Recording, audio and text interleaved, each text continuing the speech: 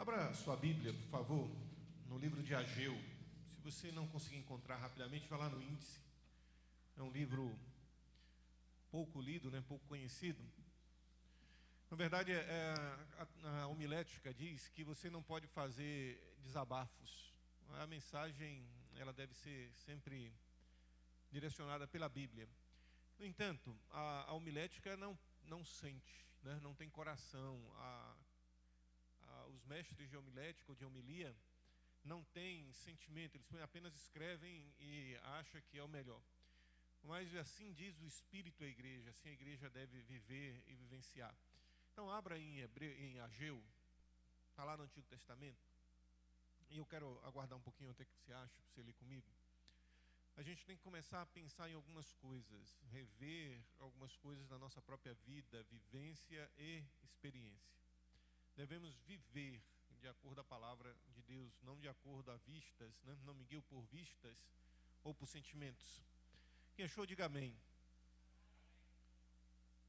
Quem não achou, por favor, diga misericórdia, que eu gostaria de aguardar para que todo mundo pudesse ver. Ageu capítulo 1. Ageu 1, capítulo 1, o versículo 2 em diante, diz assim: Assim diz o Senhor dos Exércitos, este povo diz, veja que é Deus repetindo o que o povo está falando. Esse povo está falando. Não chegou ainda o tempo de edificar a casa do Senhor. Esta palavra do Senhor veio por intermédio do profeta Ageu. Por acaso é tempo de habitardes em casas bem acabadas, enquanto o templo está em ruínas? Em outras traduções vai dizer, por acaso vocês moram em casas rebocadas e o templo está em ruínas? Assim diz o Senhor dos Exércitos, considerai o vosso passado. Semeaste muito e recolheste pouco. Isso é frustração. Comei, mas não vos fartais. Bebeis, mas não saciais. Vesti-vos, mas não se aquecer. E o que recebe salário, recebe-o para colocar num saco furado. Assim diz o Senhor dos Exércitos, considerai o vosso passado. Subi ao monte para trazer madeira e edificar o templo. Eu me agradarei dele e serei glorificado, diz o Senhor dos Exércitos. Esperaste muito, mas veio pouco. E esse pouco, quando levaste para casa, eu dissipei como um sopro. Por que motivo? Diz o Senhor dos Exércitos. Porque o meu templo está em ruínas, ao passo que cada um de vós cuida da sua própria casa. Eu estava aqui agora, aí o Dídimo me perguntou, você está triste? Você está triste? Eu não sei, Dídimo está ali. Como é que você olha para as cadeiras desse jeito e não fica triste? Me responda isso. Se você não se entristece, é porque você não ama o reino. É porque você não ama, de fato, a causa do Senhor. Na quinta-feira, e eu fiz ali a relação de 31 irmãos que serão excluídos na próxima Assembleia. 23 foram embora para outra cidade, ou outras cidades. Isso eu não coloquei todos. Não coloquei todos. Porque se eu colocasse todos, ainda tem alguns que têm pouco tempo, o estatuto diz 3 meses, mas normalmente eu fico 1 ano para poder fazer. Eles foram embora, 23. 8, por algum motivo, ou 4, não lembro mais, por algum motivo, não estão na comunhão dos santos. Se você não se entristece com isso, meu amigo, a sua escala de valores é diferente. O que o texto que eu acabei de ler diz é do seguinte: o pessoal volta do cativeiro, cada um agora vai levar a sua vida, cada um vai edificar a sua casa, cada um vai viver, está todo mundo alegre. Aquele salmo é muito bonito, Estamos rindo demais por tudo aquilo que o Senhor fez por nós. Estamos sem palavras. Aquilo tudo é muito bonito no salmo, mas a real bate aqui no livro de Ageu, quando cada um chega e fala assim, eu vou plantar o meu pomar, eu vou edificar a minha casa, e no tempo certo eu vou fazer as coisas de Deus. É isso que eu estou vendo na nossa geração. Não somente aqui na igreja, porque ontem eu tive a reunião lá na Ordem dos Pastores, talvez terça-feira eu retorne, veio um pastor lá de São Paulo, até presbiteriano, para falar exatamente aquilo que você está vivendo aqui, que eu estou vivendo. Nós somos 52 igrejas aqui no Extremo Sul, igrejas batistas. Apenas 2 têm crescido, e não cresceu porque batizou não, cresceu porque recebeu gente de outras igrejas. Só isso. A pandemia veio, no primeiro momento da pandemia, então, naquele primeiro ano, 2020, todo mundo se mobilizou, chegava a cesta básica aqui toda hora, chegava fralda, chegava leite, todo mundo devolveu o dízimo, as entradas aumentaram. Aí vem agora o marasmo, vem 2021, as coisas começaram assim, não vou morrer agora não, Jesus não vai voltar agora não. Veio 2022 e aí dá exatamente o que está escrito aqui. Cada um cuidando do reboco da sua casa, cada um cuidando da sua vida e se esquecendo do que é real. Aí Deus disse assim, vocês vão ficarem frustrados, vão morrer frustrados. Vai plantar, vai colher, mas não vai satisfazer. Vai encher a barriga? Não, vai comer, mas não vai encher a barriga, vai ficar frustrado. Hoje à tarde, eu fiz ali uma relação, tem umas 10 famílias que eu vou visitar. São pessoas boas, pessoas crentes, mas que parece que se esqueceram. Hoje tinha reunião da liderança, apenas alguns me deram satisfação lá no privado, dizendo que não vinham. Cadê o restante? Cadê? Cadê o povo de Deus? Cadê o povo que diz que ama a Deus? Domingo comprei um campo, eu vou ver, comprei uma junta de boi, eu vou ver. Você vai ver no dia do juízo final. Isso eu garanto para você, porque ali você vai ver o que é bom para tosse. Ali você vai ver, porque os mornos serão vomitados da boca de Deus.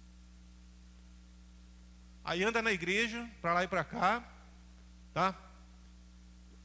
Dá a paz do Senhor, graça e paz, mas na hora de fato de demonstrar a regra, é muito simples, de demonstrar o que é a prioridade, não tem prioridade. Não tem. Isso é fato, eu estou vendo isso. Eu estou fazendo 15 anos aqui. Então eu posso falar tranquilamente, porque os conheço. Fulano é chato, mas ama o reino. Fulano é assim, mas devolve o seu dízimo. E olha que eu não estou precisando de dízimo de ninguém, não. Nunca precisei. Quem me sustentou foi o Senhor. Nunca precisou. A igreja aqui nunca precisou. Nunca precisei ligar para ninguém para dizer assim, olha, devolva seu dízimo. Não é disso que eu estou tratando com vocês, não. Estou tratando com vocês de prioridade que não está havendo. E eu quero que isso fique gravado e depois, Fabiano, recorta só a mensagem que eu vou mandar a mensagem para todo mundo. Faça um recorte só da mensagem que eu vou encaminhar a mensagem para todo mundo amanhã de manhã. Assim que você terminar, aquelas 200, quase 300 pessoas que eu tenho na lista de transmissão, todas vão receber. Eu quero que ouçam. Eu quero que ouçam. Nós temos aqui no Extremo Sul, fácil, mais de 5.000 igrejas evangélicas. Fácil. A Assembleia de Deus deve ter aí uma pancada. Nenhuma igreja tem crescido. Você passa aqui, pode passar ali. Por que eu estou usando a Assembleia de Deus como referência também? Porque é uma igreja que cresce. Cresce de uma forma ou de outra, mas cresce. Passa lá, vai estar vazia. Pode ir. Quando você passar daqui, você passe lá. Vai lá no Triângulo, lá no Cidade Nova, cá no Triângulo, vazio. Sabe por quê? Porque o povo de Deus, o povo que chama pelo nome de Deus, não é nem o povo que é chamado pelo povo de Deus, é o povo que chama pelo nome de Deus. Está dizendo, ainda não é tempo. Aqui, Isso é Deus repetindo o povo. Versículo 2. Não chegou ainda o tempo de edificar a casa do Senhor. Aí eu vou perguntar a você. Eu faço a pergunta direta a mim mesmo. Você tem amanhã? Você acha que você tem amanhã? Você acha que você controla o amanhã? Você acha que você tem uma outra oportunidade? Porque você está dizendo que ainda não é tempo? Um pecado que vai recair sobre a vida de muitos aqui. Estão sendo negligentes com seus filhos, com a igreja. Foram criados na igreja, foram criados ouvindo a palavra de Deus, vindo para a escola bíblica dominical, envolvidos, mas estão de fato sendo negligentes com os filhos. E Deus vai cobrar. E se não cobrar agora, cobrará depois. Mas vai cobrar. A gente critica muito a geração nossa, a geração anterior, que os pais botavam aqui, os filhos, tudo na filinha, os meninos dormiam e dava beliscão na costela do menino, para o menino ficar quieto, toma o beliscão. É beliscão ali, mas todos estão na igreja. E os que não estão na igreja têm o temor do Senhor. Pode até ainda ir no bar, tomando cachaça, mas quando ver a Bíblia, quando ver de fato alguém falando de Jesus, aquilo machuca, sabe por quê? Porque tem o temor do Senhor. Agora estamos criando nossos filhos longe do temor do Senhor. Longe. O pastor que falou ontem lá, ele tocou no assunto que eu até já falei aqui uma vez na reunião de liderança e falei, eu acho que no culto de quarta-feira. A terceira geração. O problema da terceira geração. Qual é o problema da terceira geração? Você pega ali a primeira geração, Moisés, a segunda geração, né, entre aspas, a geração de Josué, e a terceira geração o que é que faz? Bagunça tudo. Vamos voltar novamente. Aí tem que ver toda uma reestrutura. Você pega Davi, primeira geração. Depois vem Salomão. Depois vem Reboão. Bagunça tudo. E sabe, a nossa geração é a segunda ou a terceira. Depende muito aí do seu ponto de vista.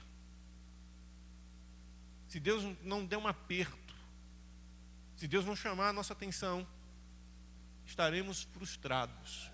Vamos trabalhar, vamos semear muito, colher pouco, comer, mas não fartar, beber e não saciar, vestir e não se aquecer.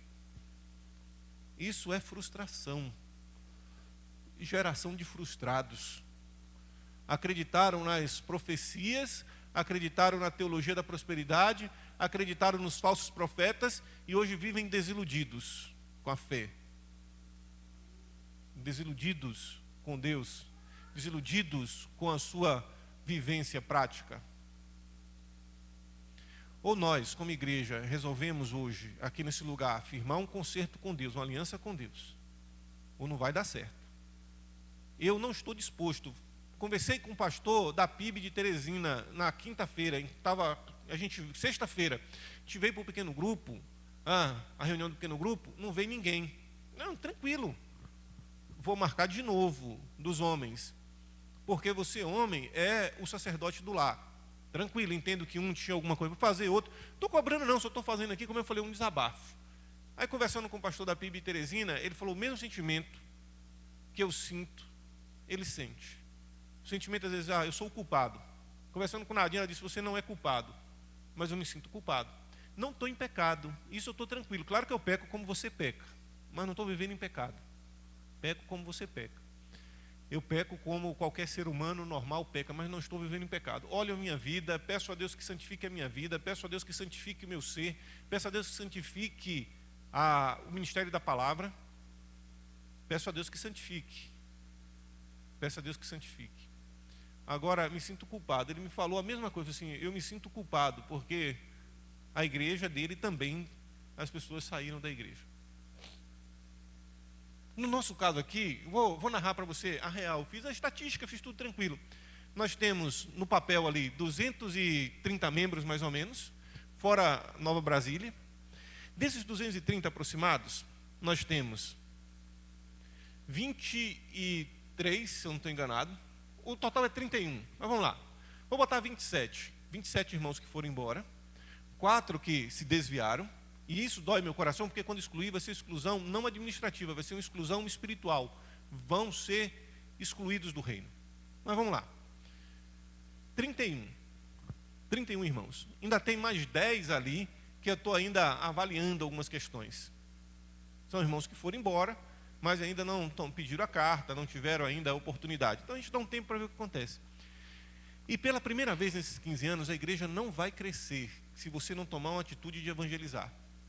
Eu já falei, eu vou pegar meu folhetinho e vou para a rua de tarde, porque não vai vir o sangue nas minhas mãos. Eu quero olhar para a minha mão e dizer assim, Senhor, minhas mãos estão limpas. O sangue do ímpio não clama por causa de mim. Eu vou pegar meu folhetinho, vou evangelizar, vou falar, vou botar a minha cara na rua e dizer, vamos para a igreja, vamos evangelizar. Se eu evangelizar um por dia, eu ganho o dia. Minha meta a partir de agora. Botar meu folhetinho no bolso. Se você não tem hábito de fazer, faça. Por quê? O sangue não estará nas minhas mãos. Depois você lê Jeremias e você vai ver isso. Vamos voltar para a questão da estatística, né? Então, quem é bom de estatística aí, de números, nós vamos cair mais ou menos para 199 pessoas. Dessas 199 pessoas, quantas estão aqui? Conta aí. Conta. Quer falar de números? Você gosta de números? Vamos olhar quem são os dizimistas. O pessoal de antigamente dizia que crente é aquele que vem na EBD e que devolve o dízimo. E eu estou falando aqui para vocês, e sabe por quê? Não é nem para vocês, eu estou falando porque eu quero que fique gravado, porque eu vou mandar para todo mundo, porque vocês estão aqui. Vocês são os que estão sustentando em oração. Eu passei a semana inteira orando. Você acha que eu marquei a semana de oração por causa de você? Eu marquei por causa de mim, porque eu precisava de algumas respostas. Orei a semana inteira. Hoje acordei cedão, não levantei, fiquei lá deitado, orando, esperei o celular despertar para levantar, orando. Ia falar sobre o capítulo 2 de Efésios. Depois Deus tocou no meu coração e falou, não, vai lá, para o versículo que Ele me deu agora de manhã, o texto que Ele me deu agora de manhã, quando eu estava orando, enquanto estavam na escola bíblica dominical. E mais uma vez, falar para você, quem me sustenta é Deus. O pastor está falando isso, não é a questão financeira. Vai ler o relatório financeiro, Deus mandou já o recurso. Então alguém pensa assim, é por causa de dinheiro? Não é dinheiro, a questão aqui é outra. Veja que eu nunca fiz apelo financeiro para você, nunca fiz nenhum tipo de chantagem emocional, qualquer coisa. Eu estou dizendo para você assim, se você não tomar prumo na sua vida, vai para o inferno. Ah, Senhor, mas no teu nome eu fiz maravilhas. Beleza, no teu nome eu fiz, mas praticou iniquidade, não valorizou buscar em primeiro lugar o reino de Deus e a sua justiça, porque as demais coisas vos serão acrescentadas. Era isso que o povo nesse momento aqui não estava entendendo. Ele disse, vai lá, veja como a frase se repete. Versículo 5, assim diz o Senhor dos Exércitos, considerai o vosso passado. Continue lendo, que ele vai repetir, considerai o vosso passado. O que ele está dizendo? Olha para trás. Veja como Deus te sustentou, veja como Deus te abençoou, veja como Deus tem te abençoado, cada dia, cada momento, cada instante. Veja como Deus te abençoou. Veja como Deus te abençoou. Veja como o Senhor te abençoou, veja como o Senhor tem te abençoado. Olha o vosso passado, ele está dizendo aqui, veja que vocês foram deportados para a Babilônia, ficaram lá por um período de 70 anos, e agora vocês retornam para aqui. Dário, então, permite que vocês retornem. E agora o que vocês estão fazendo? Ainda não é tempo de arrumar a minha vida. A casa do Senhor não é esse aqui, sou eu. O que você está dizendo, o que nós estamos dizendo para Deus é, ainda não está na hora de arrumar a minha vida. Volta lá. Todo o texto vai se basear no versículo 2. Por essa expressão. Assim diz o Senhor dos Exércitos, este povo diz, não chegou ainda o tempo de edificar a casa do Senhor. Todo o texto vai ser estruturado a partir dessa expressão. Ainda não chegou o tempo de arrumar minha vida com Deus? Que isso, gente? E se você não tiver mais tempo? Eu não estou desejando que você morra não, eu quero que você viva 500 anos, eu quero que você veja os netos dos seus netos. Mas e se Deus estiver dizendo, arruma a tua casa? E esse sentimento de frustração? Esse sentimento de frustração, de querer sempre mais, de ter, rapaz, pare para pensar, Jesus é a satisfação. A gente tem trabalhado muito, aí tem umas casas bonitas, casas grandes.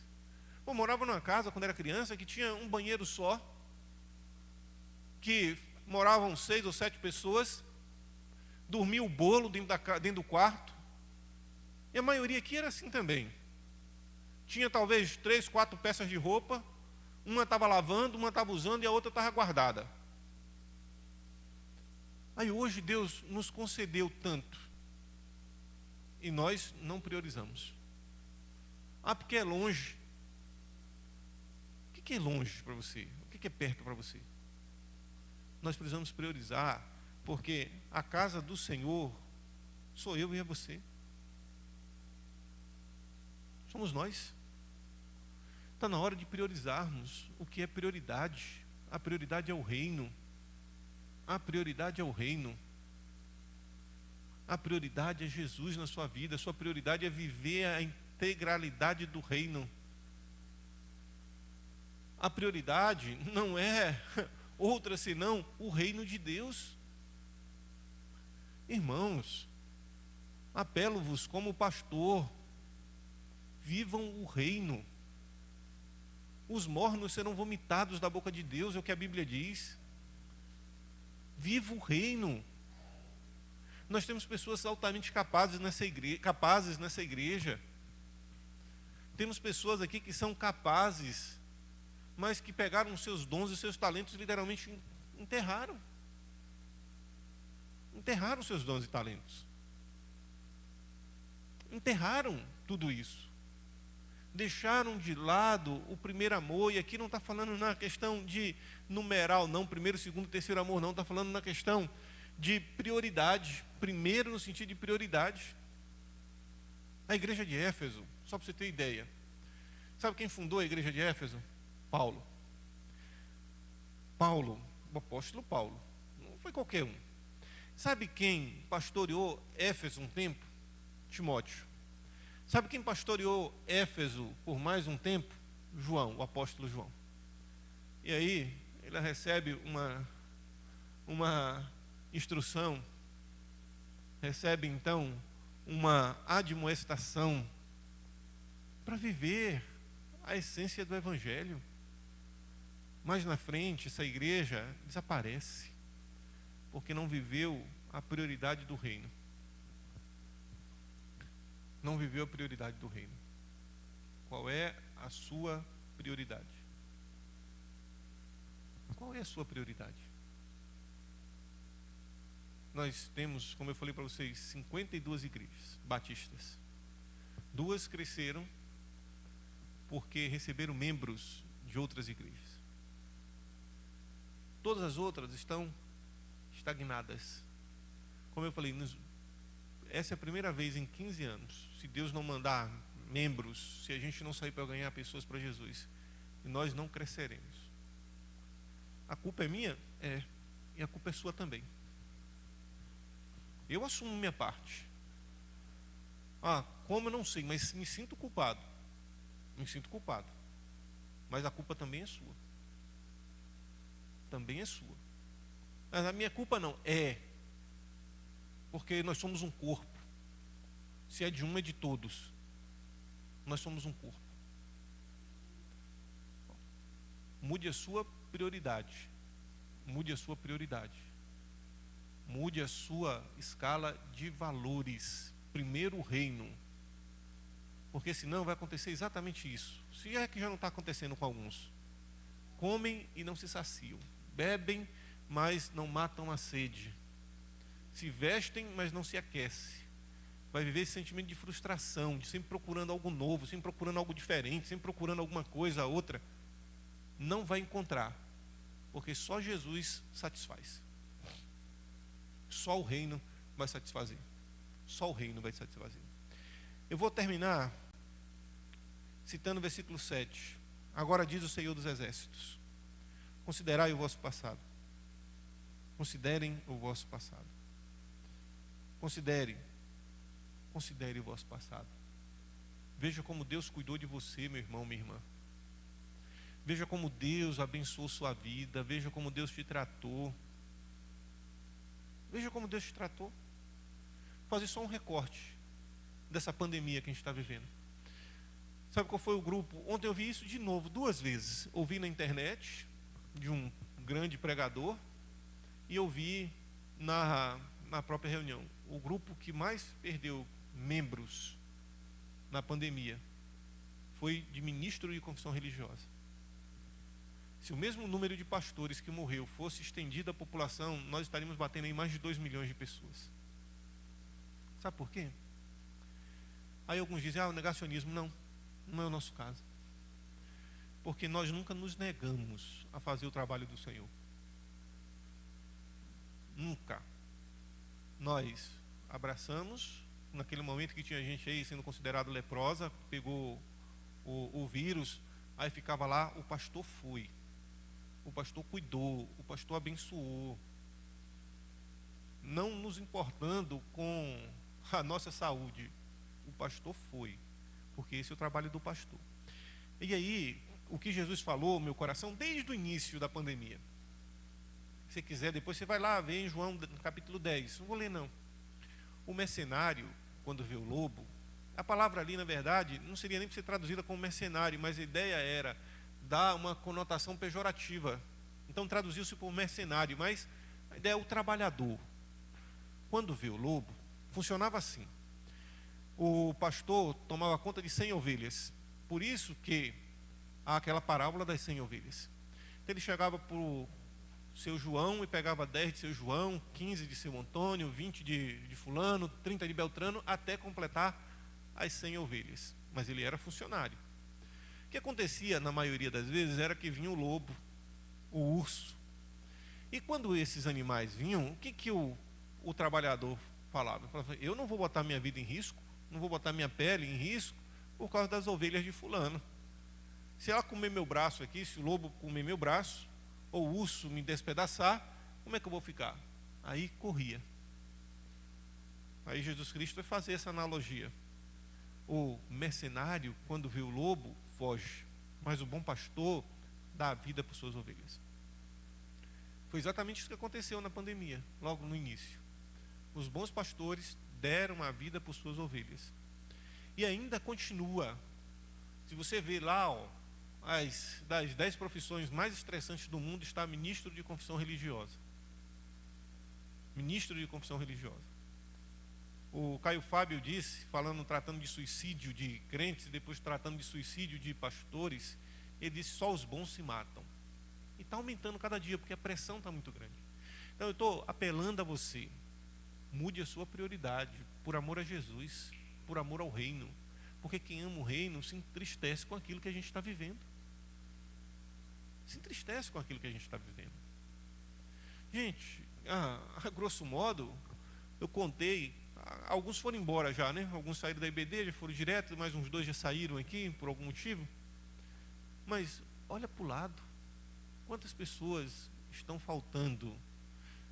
Entenda, alguns estão viajando de férias, pegaram essa semana aí, uns pegaram 10 dias, outros 15 dias. Entendo, isso é normal, faz parte. Mas eu não estou falando de um recorte de hoje de manhã, não. Eu estou falando de um recorte do ano, o ano inteiro. Conversando com outro pastor, até um irmão chegou na hora ali, lá de Belo Horizonte. Está vivendo a mesma novela que eu. Até disse que vai acabar com os cultos semanais. Vai ficar só o culto da noite. Conversando com um pastor de uma igreja de porte grande, de 1000 pessoas, ele tem lá no hall de membros 1000, mas deve ter umas 600 pessoas que frequentam de fato. Me falou a mesma coisa, que a vontade dele é acabar com os cultos semanais e ficar só com os cultos de domingo à noite. Ainda não fez isso porque a liderança não permite. Será que vale a pena? Eu tenho me perguntado, sabe assim, será que vale a pena algumas coisas? Será que vale a pena algumas coisas? Quem vai dizer isso é Jesus no final dos tempos. O que vale e o que não vale. Eu digo aos irmãos assim, minha meta é essa. Eu orei a semana inteira, convidei os irmãos para orarem. Veja que eu não mandei recadinho no WhatsApp, veja que eu não fiz uma divulgação muito intensa, porque eu queria orar. Durante a semana orei, fico feliz porque muitos estavam comigo aqui durante a semana orando também de manhã. Participaram, mas o meu coração está aí. É isso que eu falei para vocês, meu coração está aí. Minha esposa é testemunha disso, porque eu tenho remoído isso o dia inteiro, a semana inteira lá em casa. A tristeza que está, a tristeza que é. Mas cada um vai rebocar a sua casa, porque o texto aí está falando disso, né? As pessoas estavam indo rebocar a sua casa com cal e deixando o templo a cair aos pedaços. E isso mostra a prioridade.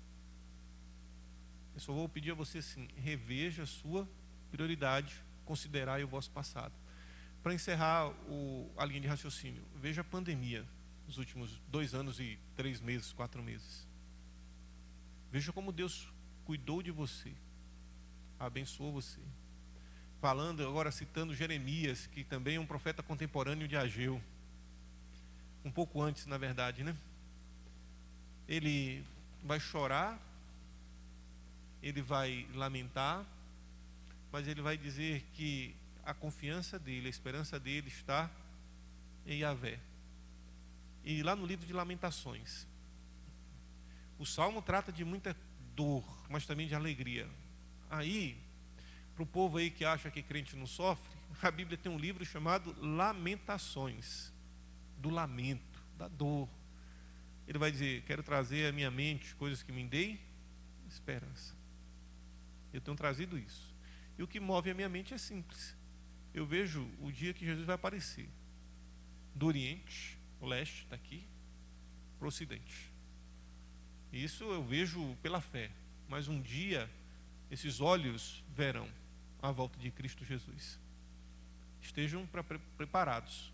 Considerai o vosso passado. Veja como Deus tem sido misericordioso. E faça o que precisa ser feito para que Jesus seja glorificado na sua vida. Amém? Vamos orar e depois da oração silenciosa estamos despedidos. Nós não vamos cantar não, porque eu quero que isso fique na mente de vocês. Pai, nós pedimos perdão porque nós não estamos priorizando o Teu reino, a Tua causa. Parece que a gente está vivendo de forma que cada um procura o seu prazer, procura a sua realização da sua vontade. Parece que cada um procura a realização do seu negócio próprio, da sua vida própria, e se esquece que a vida não tem sentido sem Ti. Nós não temos, Senhor Deus, nem palavras para descrever, mas a tristeza invade. E eu acho que só se entristece aqueles que amam o reino, que amam o Senhor, que amam a Tua casa e a Tua causa. Só se entristece quem de fato tem amor por aquilo que é o Teu reino. Eu te peço que o Teu povo considere o passado, olhe para trás, perceba como tem sido abençoado, como tem sido de fato alcançado por Tua graça e por Tua misericórdia. Eu te peço em nome de Jesus, desperta os Teus servos que dormem, inquieta-os, Senhor Deus, faça que possa trazer de fato à tona o amor que sentem, que o primeiro amor possa retornar, que possam viver intensamente cada parte do Teu Evangelho. Que sintam amor, Senhor Deus, pelas almas que estão se perdendo, que estão caminhando a passos largos para o inferno. Que sintam amor, Senhor Deus, pelos seus próprios filhos, porque a maior prova de amor é ensinar o Evangelho aos filhos.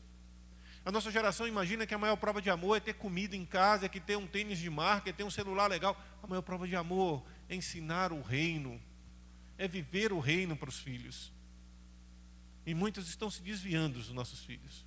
Muitos estão se perdendo dos nossos filhos, porque não conseguem perceber, de fato, em nós, como pais, o amor ao Teu reino.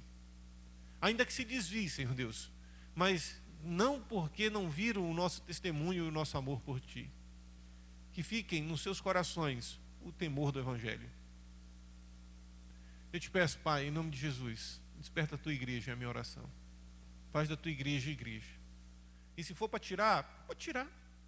Poda, arranca, para que possa produzir frutos. Pode arrancar, Senhor Deus, vai doer. Eu, como pastor, muitas vezes não consigo nem perceber algumas coisas, porque eu sou leigo, eu sou literalmente humano. Mas se for para tirar, tira. Para que possa produzir bons frutos, como diz a Tua palavra. Pode usar a poda, Senhor Deus. Vai doer em mim, principalmente, como pastor, mas vai ser para o bem do Teu reino. Vai ser para que as pessoas possam perceber quem são. Porque alguns se escondem atrás da Tua palavra. Arranca a capa, para que possam perceber quem são verdadeiramente. Eu, Senhor Deus, te peço misericórdia. Eu quero estar na brecha, como diz a Tua palavra. Eu peço misericórdia pela vida dos Teus servos. Por aqueles que congregam aqui, aqueles que congregam nas igrejas, eu peço misericórdia. Mas a Tua graça também é exercida através da disciplina. A Tua graça também é exercida através do castigo. Pode podar, Senhor Deus, ainda que doa, mas que Teu nome seja glorificado. Pode podar, porque o reino pertence a Ti. Eu sou apenas cooperador do reino. Os diáconos são apenas cooperadores, os líderes são apenas cooperadores. Quem opera a boa obra é o Senhor. Pode cortar, Pai, se for para a Tua honra e para a Tua glória. Se for para frutificar, poda. Eu te peço em nome de Jesus, misericórdia. Deixa mais um ano, mas seja feita a Tua vontade, porque a Tua vontade é perfeita, boa e agradável. Eu te peço que o Senhor desperte. Desperta, Senhor Deus. Desperta Teu povo. Desperta Teus servos. Faça conforme o Teu querer, porque o Teu querer é de fato o melhor para todos nós. Também, Pai, coloca em Tuas mãos o ministério pastoral da Tua igreja. Tu sabes. Eu não sei, mas Tu sabes. Tu conheces. Eu não conheço. Eu apenas sou instrumento nas Tuas mãos. Eu apenas sou aquele que está aqui por um momento, mas tu conheces, porque o Senhor é o verdadeiro pastor.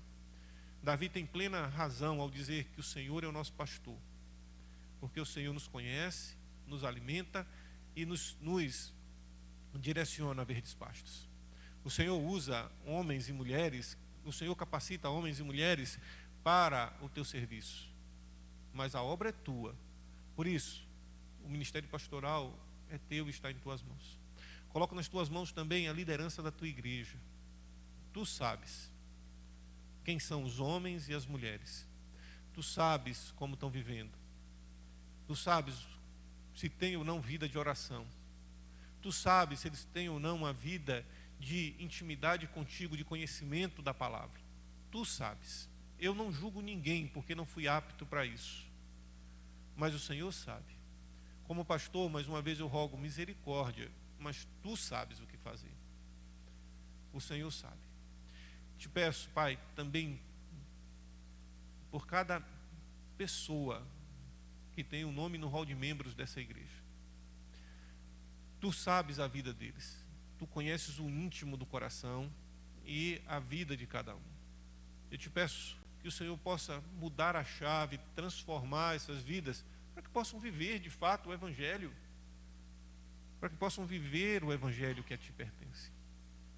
O Evangelho que o Senhor nos revelou através de Cristo Jesus. Muda a nossa vida e nossa história. Os que aqui estão, Senhor Deus, obrigado porque vieram. E te peço por aqueles que ouvirão essa mensagem ainda. Toca no coração deles, para que possam viver a plenitude do reino. Em nome de Jesus. Amém. Depois da oração silenciosa, estamos despedidos.